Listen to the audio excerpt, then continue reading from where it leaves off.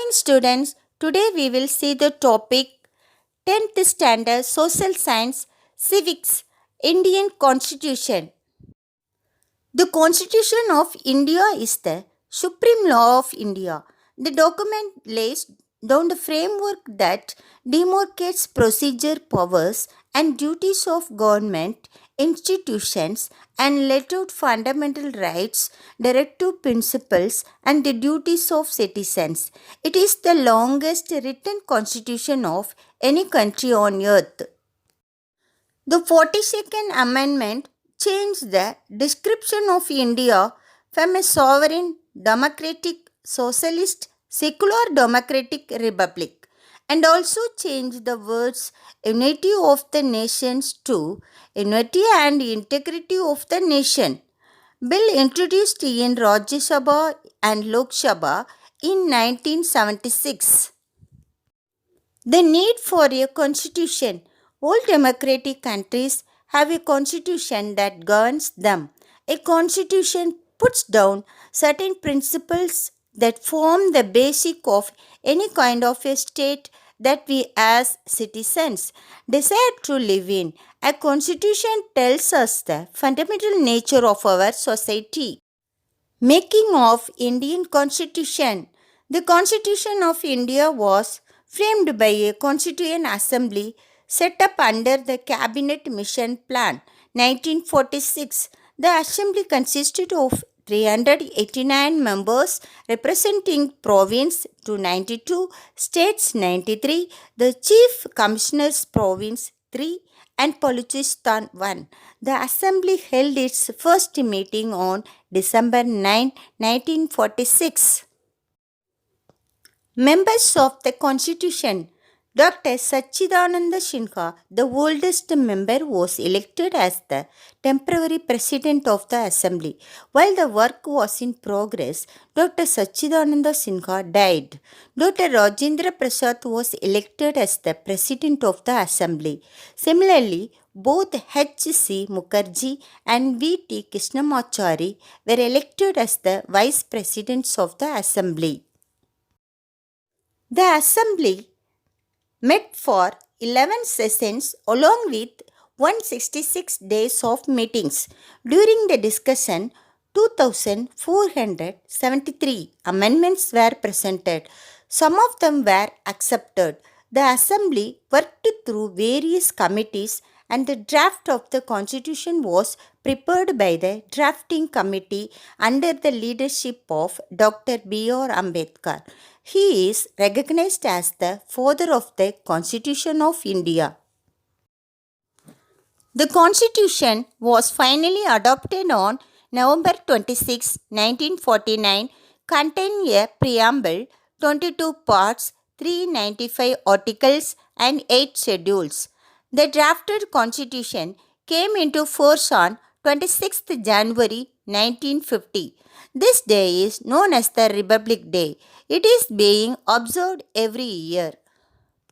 Salient features of Indian Constitution. It is the lengthiest of all the written constitution of the world.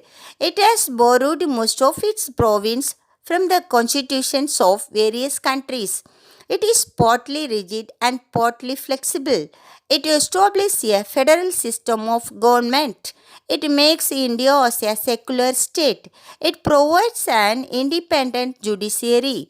It introduces universal adult franchise and accords the right to vote to all citizens above 18 years of age without any discrimination. Preamble. The term preamble refers to the introduction or preface of the Constitution. It has great value and has been described as the key to the Constitution. The preamble to the Indian Constitution is based on the objective resolution drafted by Jawaharlal Nehru, which was adopted by the Constituent Assembly on January 22, 1947. It has been amended once by the 42nd Constitutional Amendment Act of 1976, which added 3 new words: socialist, secular, and integrity. The preamble begins with the phrase, "We, the people of India." Thus, we can say the people of India are the source of our constitution. The preamble of our constitution states that India is a sovereign, socialist, secular, democratic republic. Its aim is to secure all citizens' social, economic, and political justice. Citizenship. The word citizen is derived from the Latin term civis. It means resident of a city state. The Constitution of India provides for a single and uniform citizenship for the whole of India. Articles 5 to 11 under Part 2 of the Constitution deals with the citizenship. Citizenship Act 1955. The Citizenship Act of 1955 provides for acquisition and loss of citizenship after the commencement of the Constitution. This Act has been amended so far 8 times. Acquisition of citizenship.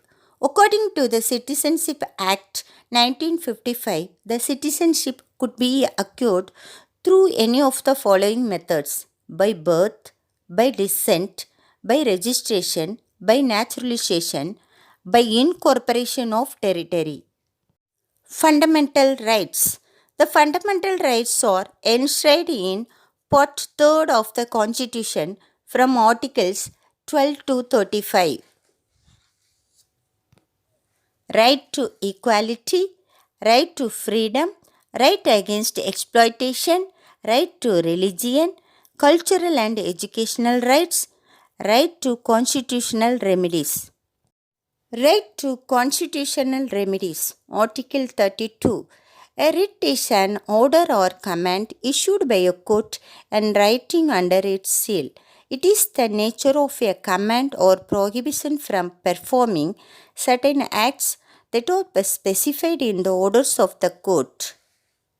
Both Supreme Court and High Courts are empowered to issue 5 kinds of writs.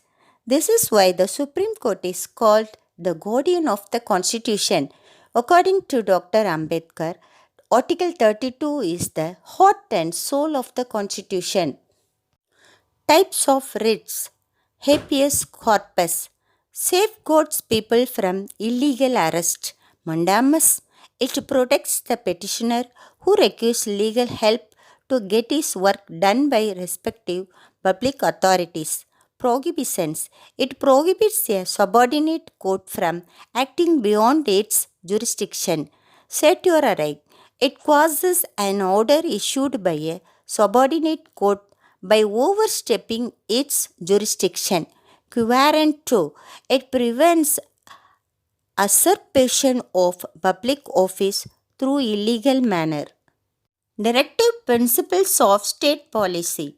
The directive principles of state policy are enumerated in Part 4 of the Constitution from Article 36 to 51. They aim at promoting the social welfare of the people. Dr. B.R. Ambedkar described this principle as novel features of the Constitution. Fundamental duties.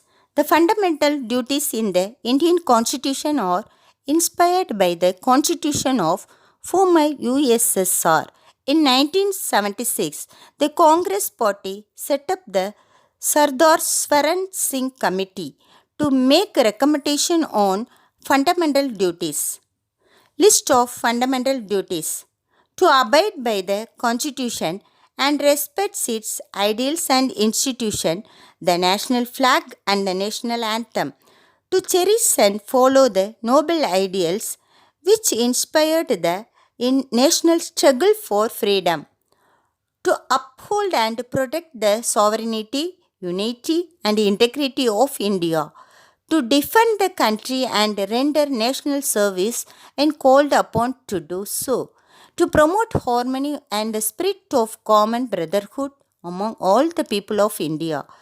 To value and preserve the rich heritage of our composite culture. To protect and improve the natural environment including forests, lakes, rivers and wildlife, and to have compassion for living creatures. To develop scientific temper, humanism, and the spirit of inquiry and reform, to safeguard public property and to abjure violence, to strive towards excellence in all spheres of individual and collective activity, to provide opportunities for education to his child or ward between the age of 6 and 14 years. Center and state relations. Legislative relations.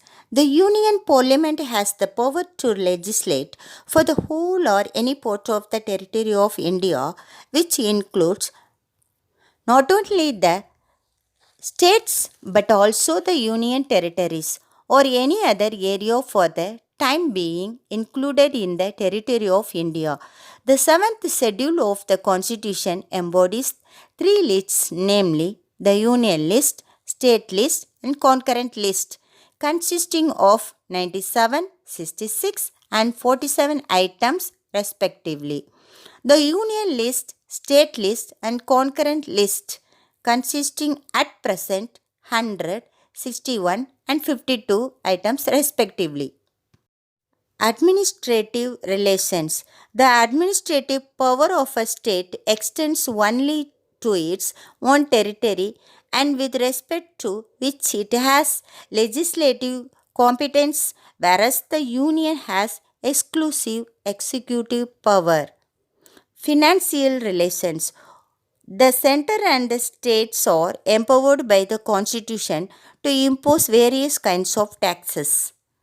Late Prime Minister Indira Gandhi appointed the Sarkaria Commission in 1983 to make an inquiry into the center and state relations.